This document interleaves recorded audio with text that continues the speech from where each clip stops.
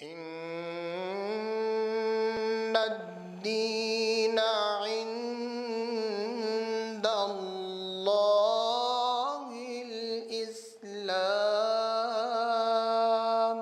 بے شک اللہ کے نزدیک اسلام ہی دین ہے۔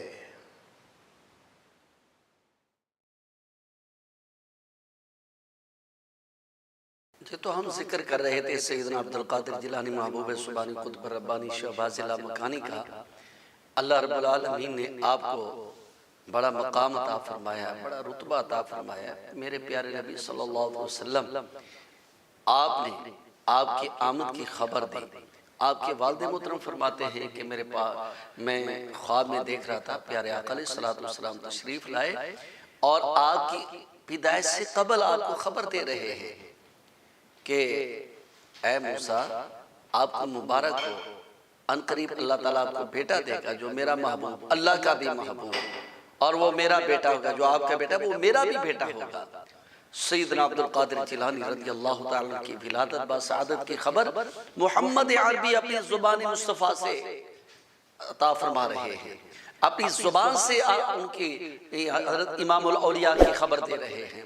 سیدنا عبدالقادر جیلانی رضی اللہ تعالیٰ عنہ آپ پیدا ہوئے تو رمضان المبارک تھا، تو رمضان المبارک میں آپ پر روزہ فرض نہیں ہے، لیکن سیدوں کے صاحبزادے نے بتا دیا کہ ہم شریعت کی حدوں کو توڑنے والے نہیں بلکہ شریعت کی حدوں کو جوڑنے والے ہیں، ہم شریعت مصطفیٰ صلی اللہ علیہ وسلم پر عمل کرنے والے ہیں۔ تو پیارے آقا و مولا نور مجسم شفیع معظم جناب محمد عربی صلی اللہ علیہ وسلم نے آپ کی آمد کی خبر دی کہ میرے ان قریب یہ میرے شہزادے پیدا ہوں گے، جس کا نام عبدالقادر جیلانی محبوب سبحانی قطب ربانی۔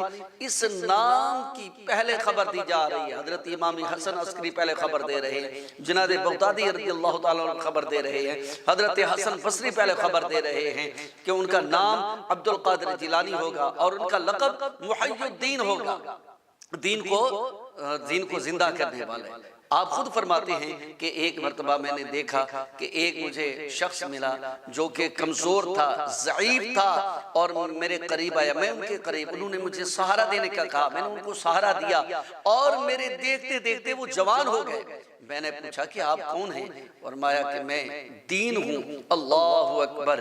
تو آپ کی وجہ سے اللہ تعالیٰ نے مجھے توانائی عطا فرما دی، مجھے تندرستی عطا فرما دی، اس وجہ سے آپ کو محی الدین کہا جاتا ہے، یعنی کہ دین کو زندہ کرنے والا، دین کو تر و تازہ کرنے والا۔ تو سیدنا عبدالقادر جیلانی واقعہ آپ نے دین کو زندہ کیا۔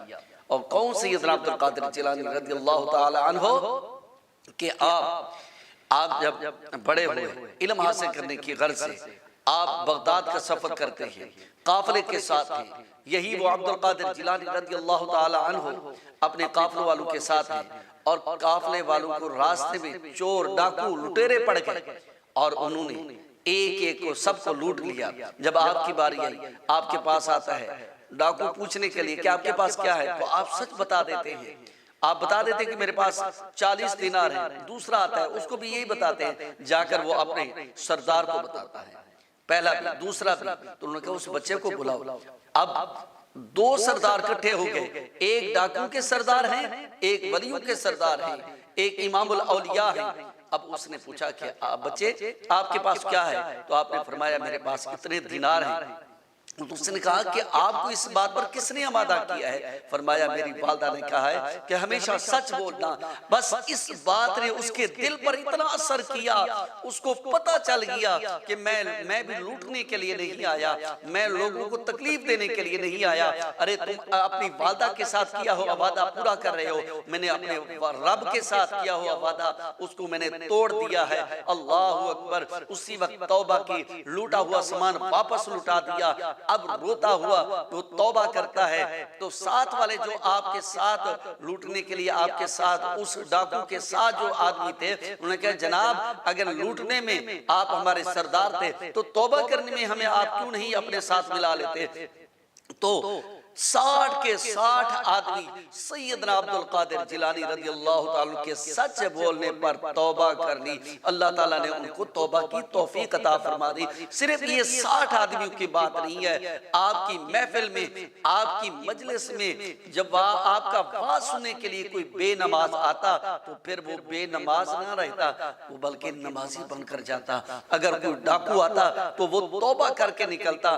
اللہ اکبر. اگر صرف نماز کی آتا تو وہ تہجد کی نماز کی نیت کر کے اٹھتا. اللہ اکبر. یہ آپ کی محفل کا رنگ تھا. جو بھی آتا خالی جھولیاں لے کر آتا اور اللہ کے فضل و کرم سے سیدنا عبد القادر جیلانی کی محفل سے لے کر نکلتا اور ایسا لے کر نکل دنیا بھی ان کے سور جاتا.